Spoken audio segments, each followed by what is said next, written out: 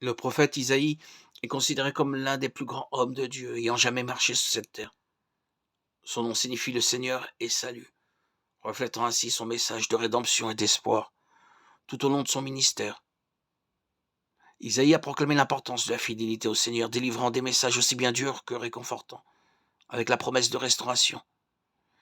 Un des thèmes récurrents dans les prédications d'Isaïe était le Messie. Bien qu'il ait vécu environ 100 ans avant la naissance de Jésus, il a prophétisé en détail sur la venue du Fils de Dieu dans le monde. De plus, le prophète Isaïe a également parlé de la fin des temps et de la seconde venue de Jésus lorsqu'il établira un nouveau ciel et une nouvelle terre.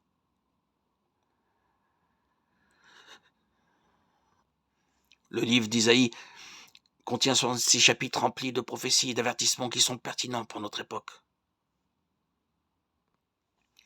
Le premier avertissement d'Isaïe est que les impies seront enveloppés par les ténèbres.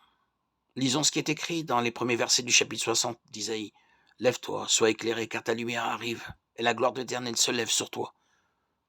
Voici, les ténèbres couvrent la terre et l'obscurité les peuples. Mais sur toi, l'Éternel se lève, sur toi, sa gloire apparaît. » Dans ce chapitre entier, Dieu révèle au prophète la grandeur et la gloire de Jérusalem céleste, ainsi que le triomphe de l'Église. La vision d'Isaïe est très similaire à celle que l'apôtre Jean a eue dans l'Apocalypse 21 et 22. Même si de nombreux siècles, par ces révélations, se confirment la véracité et la cohérence de la parole de Dieu dans cette réalité céleste, il y aura une paix éternelle où toute douleur, gémissement et larmes seront consolés. Les horreurs du passé ne les affligeront plus, car tout le règne appartiendra au Seigneur. Et c'est vraiment merveilleux, chers frères et sœurs. La grandeur de cette réalité est difficile à comprendre, mais il est important de noter qu'il y a des passages de ce chapitre qui indiquent que la situation ne sera différente pour ceux qui choisissent de persévérer dans le péché, sans se repentir de leur œuvre.